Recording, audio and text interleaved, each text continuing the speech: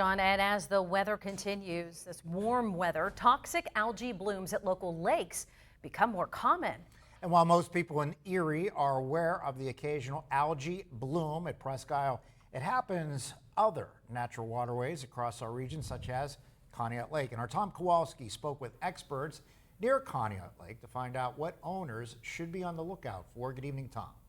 Yeah, good evening, Mike and Eva. While it's certainly not uncommon for people to see people taking their pup to the lake for a fun day with the family, experts warn that owners should be aware of the harmful algae blooms in the area. Now, according to the Pennsylvania Department of Environmental Protection, there were confirmations of toxic algae blooms earlier in the year at Conneaut Lake, and they're investigating a recent report of a dog who allegedly died after swimming in the lake, which owners believe to be related to harmful algae blooms.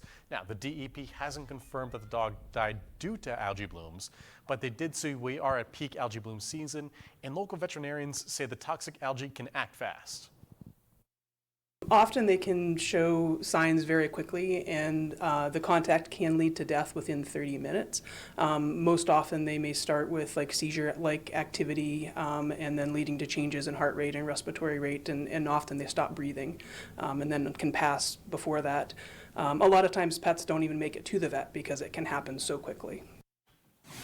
Now, peak times for algae blooms in our area start in June and can last until late August into early September. And the DEP has tested water at Conneaut Lake and is expecting results within the next week. Live in the studio,